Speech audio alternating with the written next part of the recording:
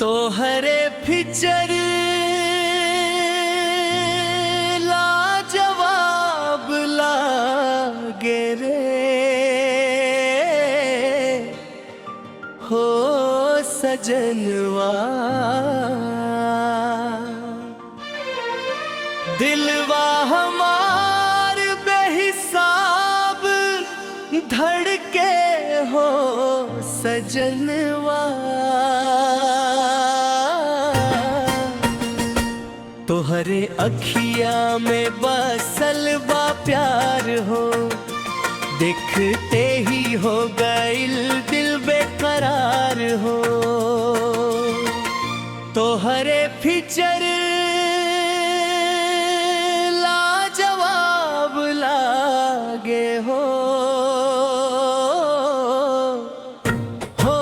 सजनवा।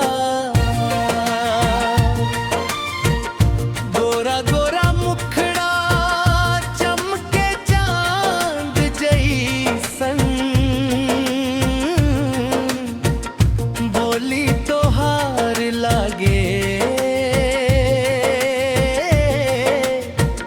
मिस्री जैसन। जब तू हंसे दिलवा मचल जाला, प्यार के रंग दिल में चढ़ जाला। रूप तोहार सबके दीवाना बनावे, देख के हर कोई गीत गुनगुनावे। चल लूजे गली में सज धज के, दिलवा धड़के लागे तेजी से।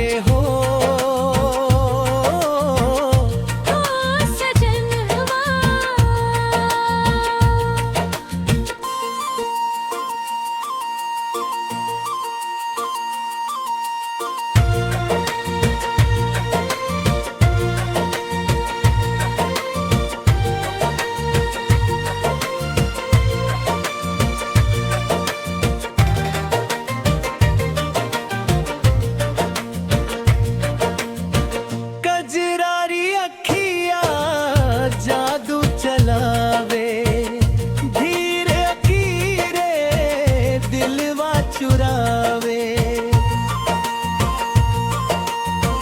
लाल लाल होठवा गुलाब जैसन, देख के लागे सपना जैसन। चुनरिया उड़ेला हवा के संग, दिलवा गावे प्यार के रंग।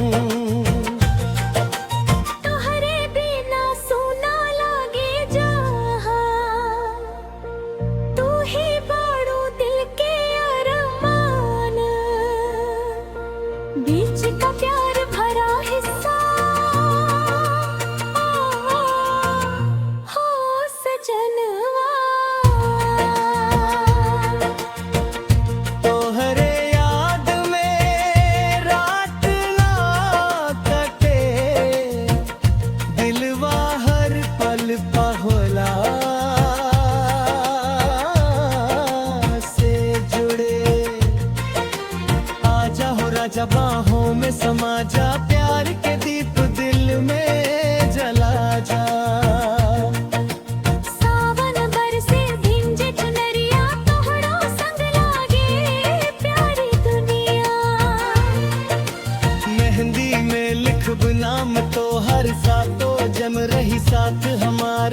गाँव के मेला घूमे चली, हाथ पकड़ के संग संग चली।